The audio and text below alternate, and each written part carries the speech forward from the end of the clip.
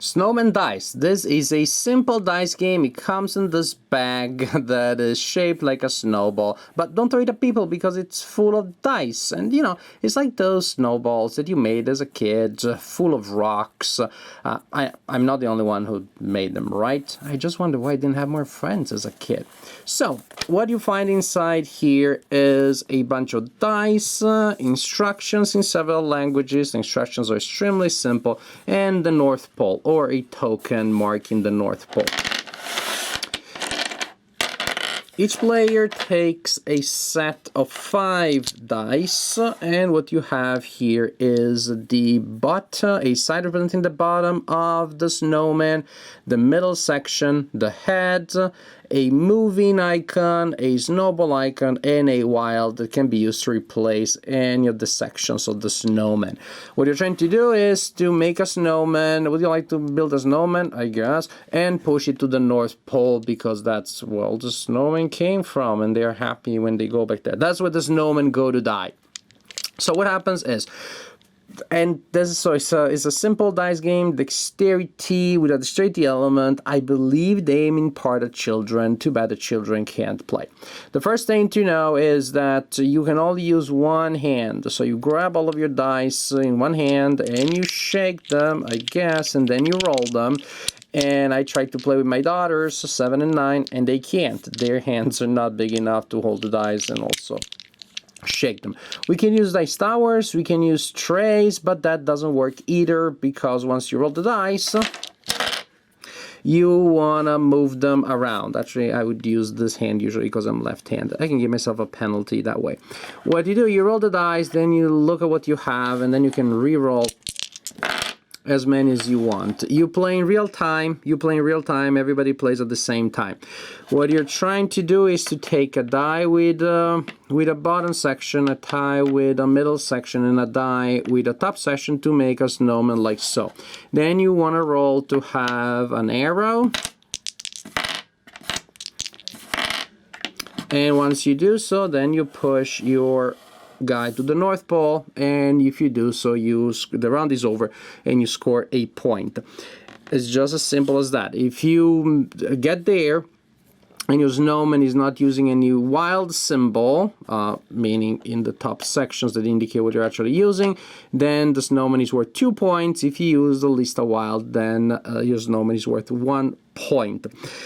When you're moving your snowman, and again, I guess the idea is that this is supposed to be a dexterity challenge, but moving a stack of 3 dice is really not that hard. When you're moving your snowman, if someone else has a snowball, then they can see what you're doing and they can flick the die, try to make your dice fall, which is easy the way I showed you, because the snowman was just staying there, and because I am an adult and I'm not panicking and freaking, I'm gonna lose this, which is how children feel sometimes. It's much harder. If you're a child, you're emotionally overwhelmed, you're really paying attention to your die rolls, you don't even realize what the people are doing. You don't have that good of an aim, you don't have that good of a flicking thing. That is to say, I still have to see a child legitimately bumping down a die from an adult's tower. The opposite is much easier, but of course it causes a lot of tears. Now, the rules say that once you have a snowball, you can flick it from anywhere. And right there, actually, I haven't seen it happen. I'm a little surprised my daughters haven't tried it yet. Of course, as I'm going this, they will go right there and then flick it. They would just intrude in my personal space and basically put it virtually touching and then flick it from there. The rules say you can put it wherever you want. I haven't seen them doing it. I haven't done it to them because I know that intruding on people's personal space is just really, really annoying and irritating.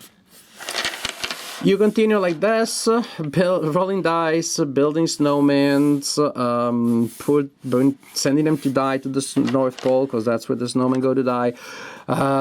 trying to knock down the people's snowman with your dice, with the snowballs, and you continue like this until a player has scored 3 points, in which case, at that point, mercifully, the game is over, or until everybody's crying but one, and the player that is not crying, usually me, is the winner of the game.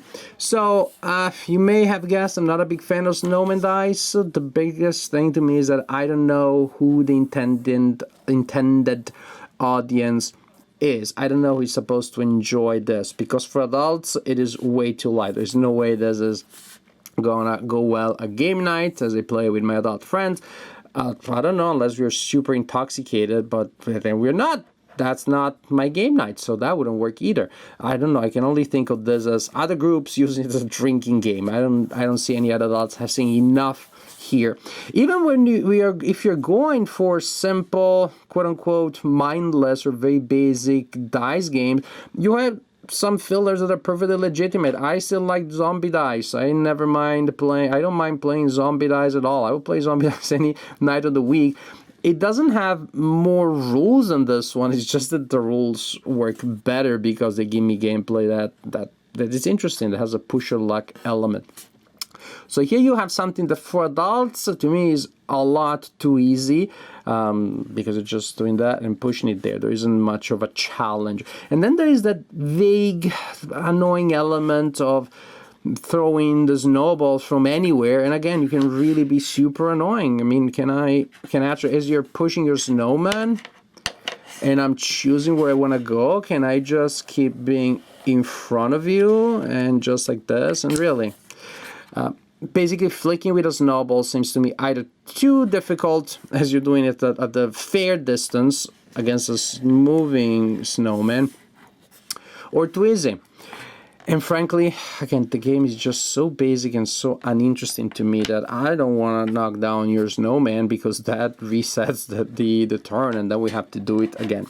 So as I didn't enjoy playing it, and I don't see this working as a family game either, because of trying it with my daughters, I saw what happens, that it's just too emotionally complicated involved. It's too hard for them to do it at a fast pace. They get too excited, then they get clumsy, they keep knocking down things. It's very frustrating. This game is way too easy for adults, and frustrating and difficult to pull off as for children. Again, not because of the rules. My daughters can play King of Tokyo and other more complicated games, way more complicated than this one, and yet implementing the movements, having to split your attention to what you're doing, what you're trying to do, and keeping an eye on what the players are doing.